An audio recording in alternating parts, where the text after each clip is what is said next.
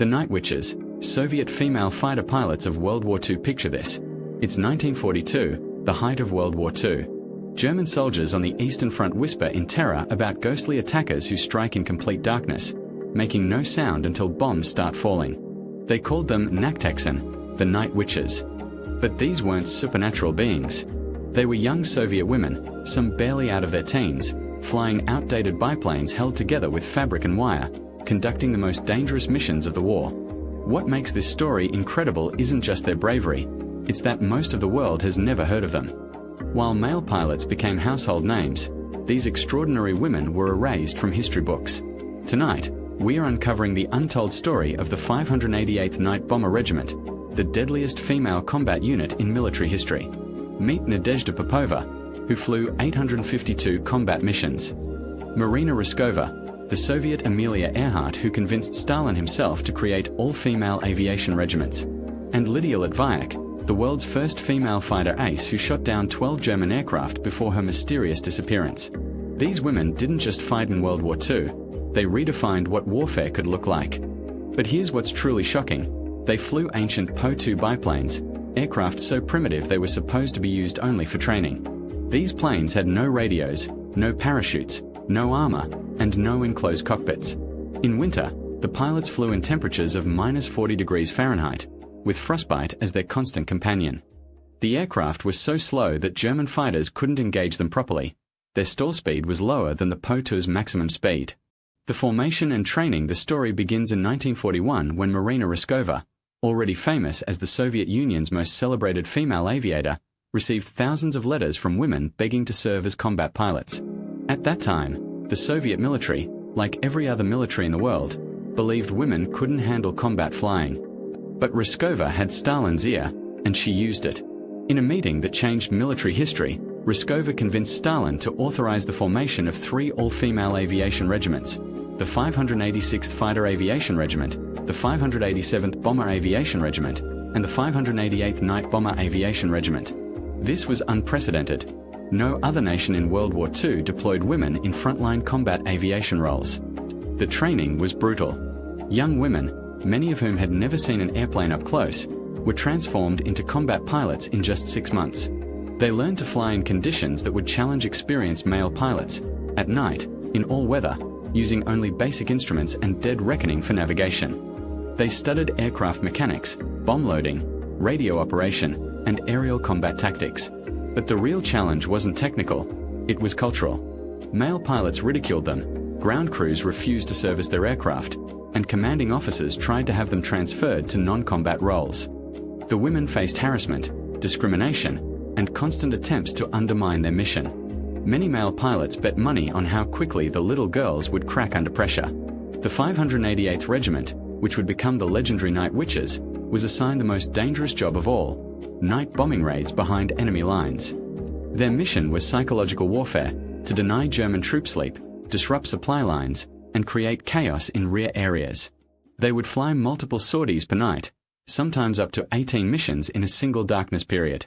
Their aircraft, the Polikarpov Po-2, was a joke among aviation circles.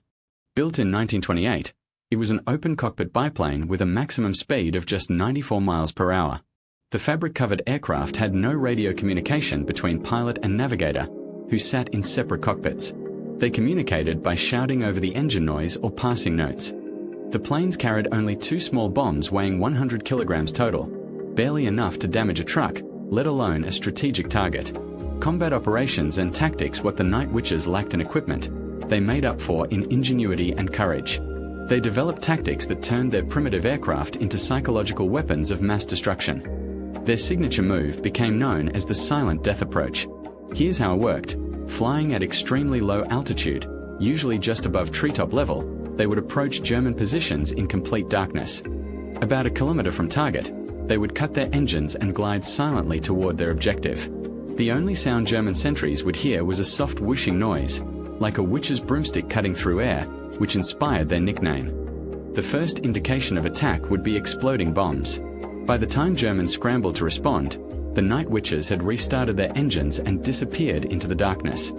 Then, just as German troops began to relax, another Po-2 would appear from a different direction.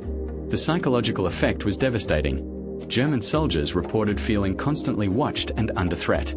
The women flew in all weather conditions that grounded other aircraft. Rain, snow, fog, and freezing temperatures didn't stop them. They navigated using landmarks visible only in moonlight or by the glow of fires from previous bombing raids. When compasses failed in the extreme cold, they used stars for navigation, a skill that required exceptional flying ability. Combat losses were horrific. The Po-2 aircraft offered no protection against German fighters or anti-aircraft fire. A single machine gun bullet could bring down the fabric-covered plane. Many Night Witches died in their first week of combat operations.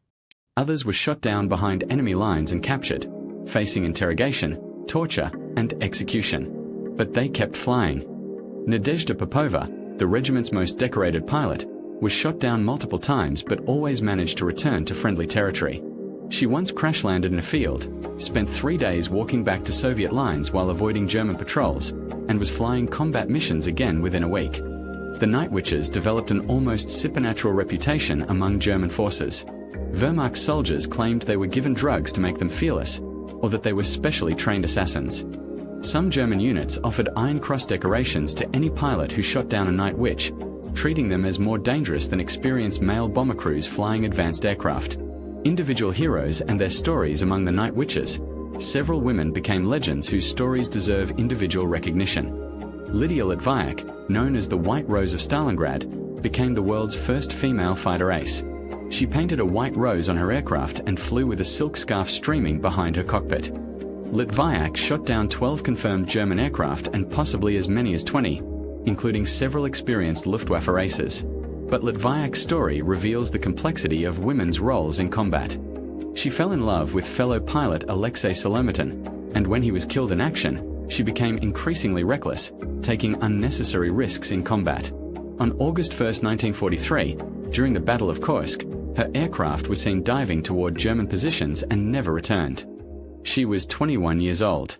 Her body wasn't found until 1979, and she wasn't officially recognized as a hero of the Soviet Union until 1990. Nadezhda Popova represents the opposite extreme, survival through skill and caution. She flew 852 combat missions, more than any other Night Witch, and lived until 2013, becoming one of the last surviving members of the regiment.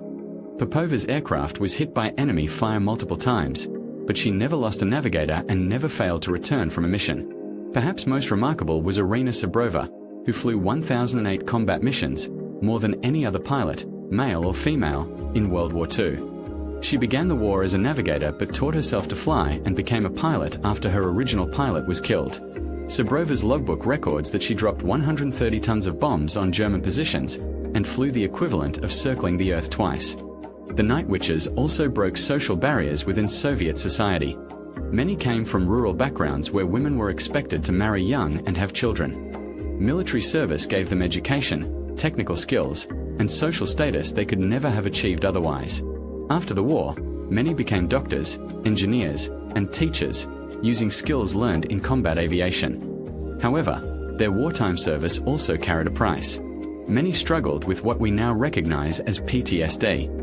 Others faced discrimination from Soviet society, which expected them to quietly return to traditional feminine roles.